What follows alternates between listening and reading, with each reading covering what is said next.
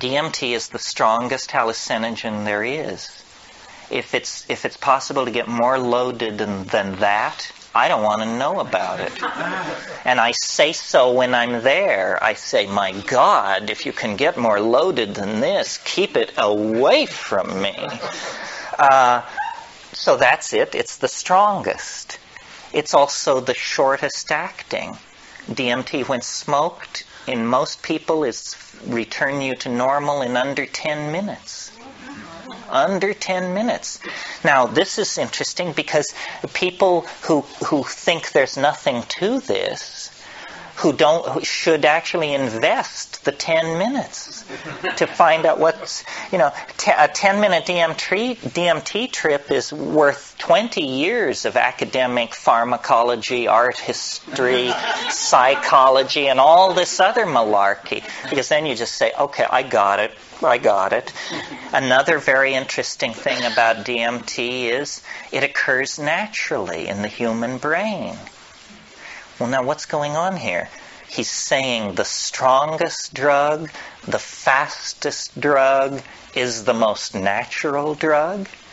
It means that, you don't have to sail off into 3-hydroxy-4-pyridyl N-methyl marubishtik or something like that to get into the exotic realms. No, a human metabolite, which takes only 10 minutes to undergo its entire exfoliation and quenching, is the strongest of all. Well, then what is it? What does strong mean? What is a strong psychedelic?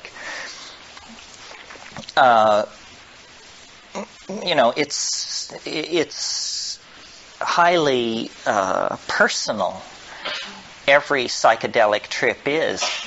But what happens on DMT for a large number of people, we don't have any statistics, but it is a completely confounding experience. You may have had the expectation, you might think if you had never had a psychedelic experience, that it sort of begins like the Bach B minor fugue and goes from there as you rise into the realms of light and union with the deity or something like that. That's not what happens on DMT. What happens on DMT I referred to this morning. A troop of elves smashes down your front door and rotates and balances the wheels on the after-death vehicle, present you with the bill, and then depart. And it's completely paradigm shattering. Union with the white light you could handle. An invasion of your apartment by jeweled self-dribbling basketballs from hyperspace that are speaking in demotic Greek is not something that you anticipated and could handle. Sometimes people say, is DMT dangerous? It sounds so crazy. Is it dangerous? The answer is only if you fear death by astonishment.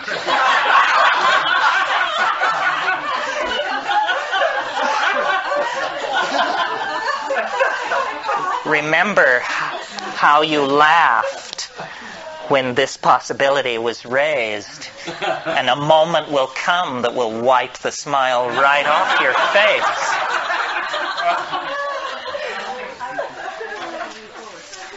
And this death by astonishment thing,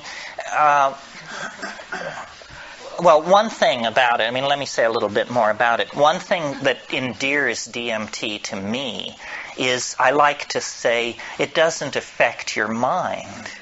It doesn't seem to affect your mind. In other words, you don't change under the influence of DMT.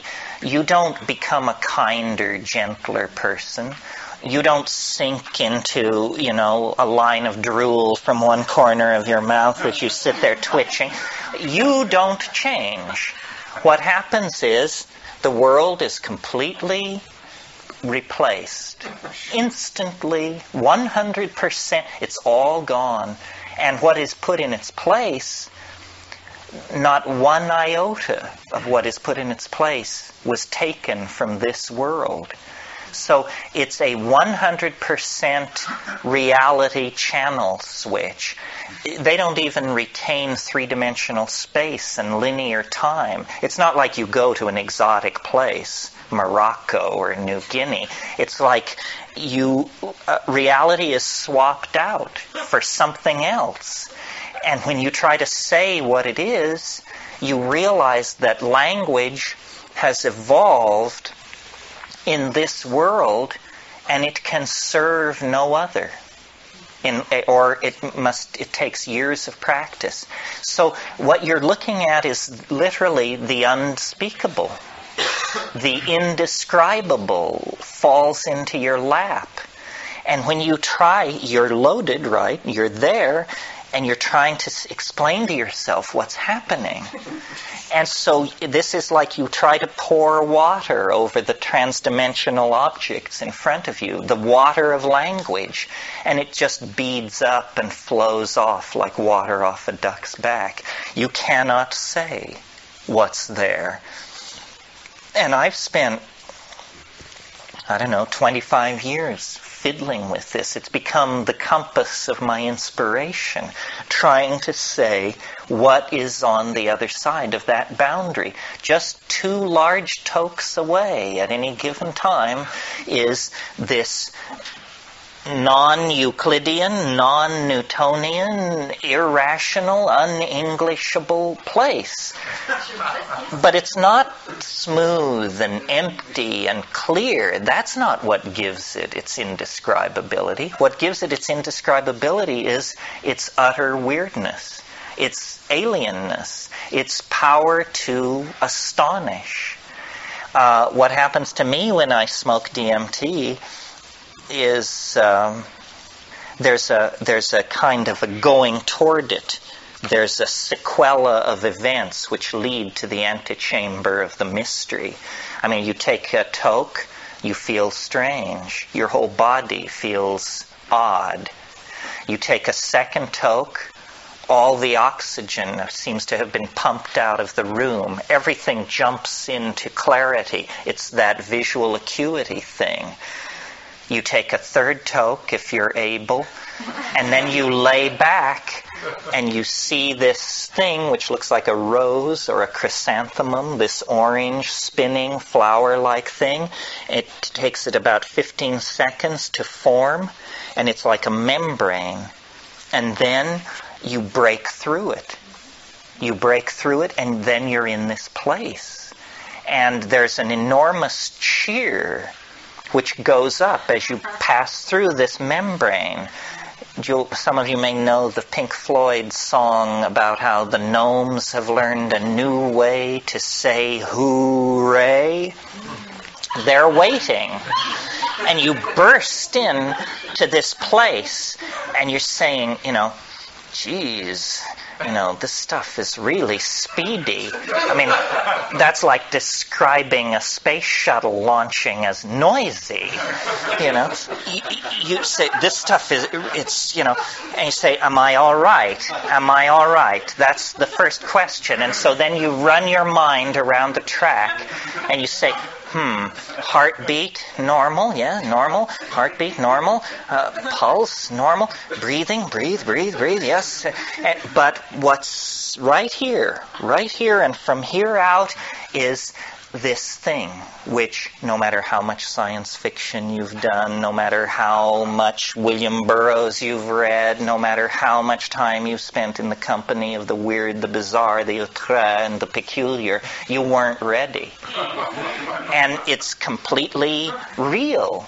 It's in a way more real than the contents of ordinary reality, because see how the shadows here are muted and there's a lot of transitional zones from one color to another and so forth. This isn't like that. This is crystalline, clear, solid. You can see the light reflected in the depths of these objects, and everything is very brightly colored, and everything is moving very, very rapidly. And there are entities there. It's not about calling them up or the whisperings of them. No, they're in your face. and they're right here, and they're worse than in your face, because what they do is they jump into your chest, and then they jump out.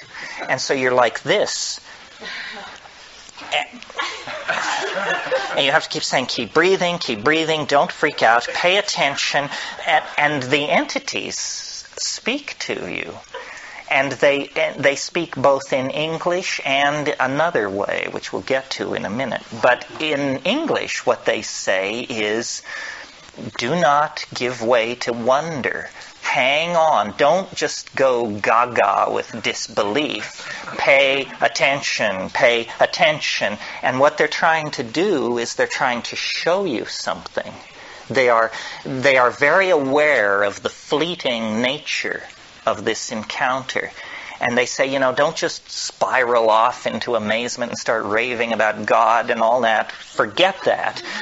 Pay attention to what we're doing. And then what they're doing is they're dancing around, they're jumping around, they're emerging explicitly out of the background, bounding toward you, jumping into your chest, bounding away, and they make offerings. And they love you. That's the other thing. They say this. They say, we love you. You come so rarely. And, here you are. Welcome. And then they make these offerings. And the offerings are objects of some sort.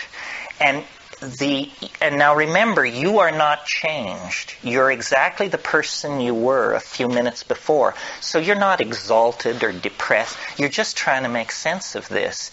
And the objects which they offer are like Fabergé eggs, or exquisitely tooled and enameled pieces of machinery, but they don't have rigid outlines. These objects are themselves somehow alive and transforming and changing. So when these creatures, I call them tykes, when these tykes offer you these objects, you grok it, you look at it, and immediately, because you are yourself, you have this realization, my God, if I could get this thing back into my world, history would never be the same.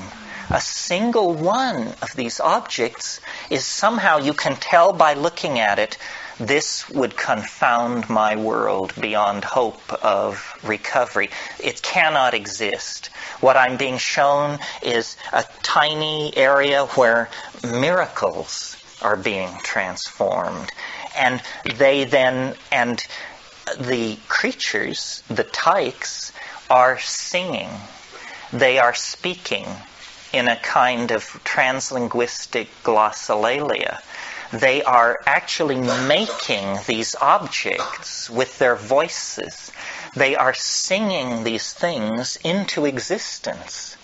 And what the message is do what we're doing. You can do what we're doing. Do it.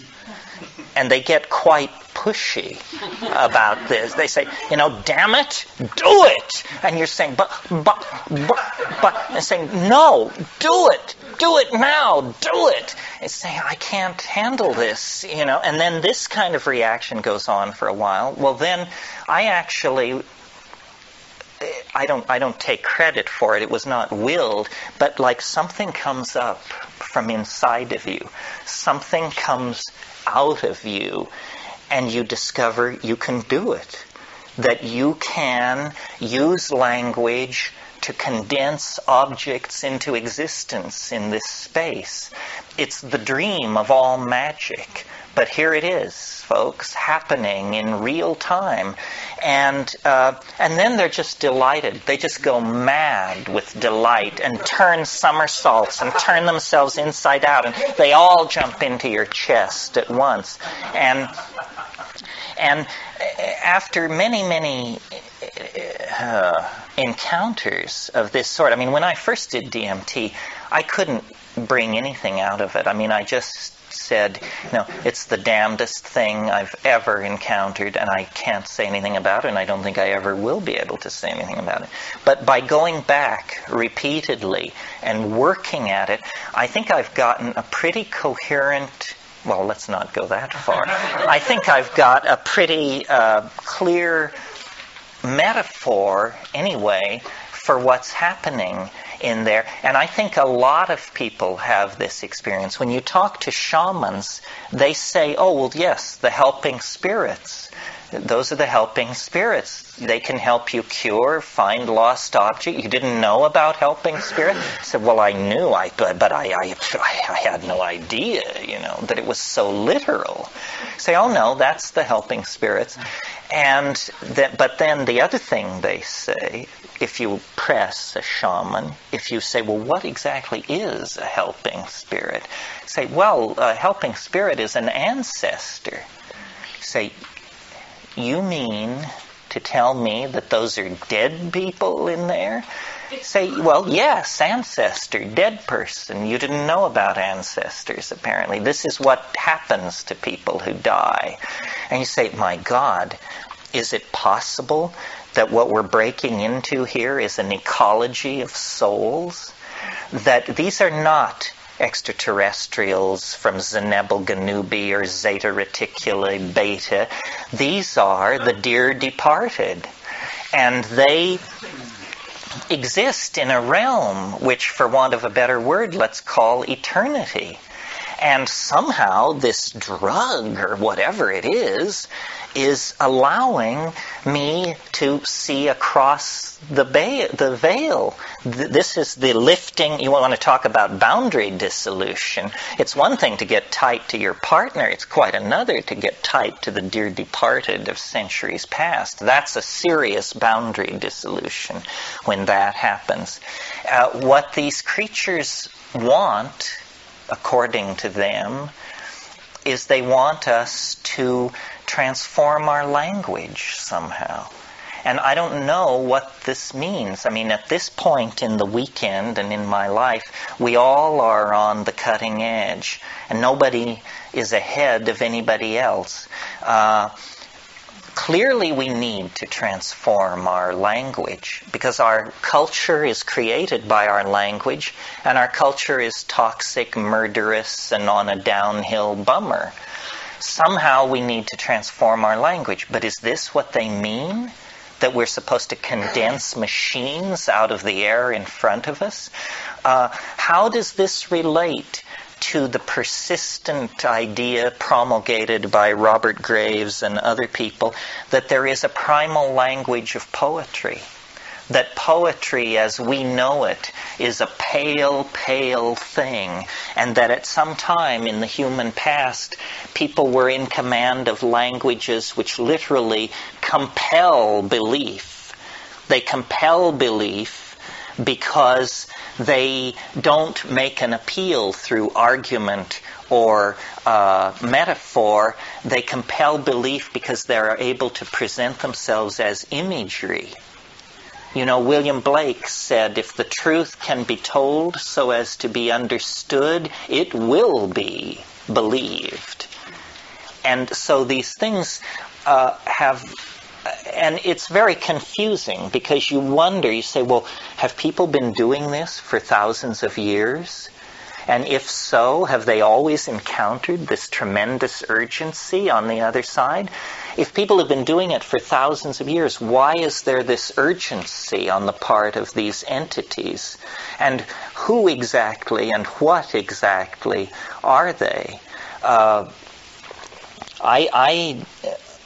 It appalls me, you can probably tell, that I have to talk about this, because this is not my bailiwick. I mean, I'm a rationalist who's just had a very weird set of experiences, but I am a rationalist. I mean, I have no patience with channeling, the lords of the many rays, the divas, and there's this whole thing going around about disincarnate intelligence, and it's mostly under the control of fairly, shall we say, non-rigorous thinkers. But I like to think that I am a rigorous thinker, and yet here I am telling you that, elf legions await in hyperspace, one toke away. The difference between my rap and, the Findhorn folks or somebody like that is that we have an operational method for testing my assertion.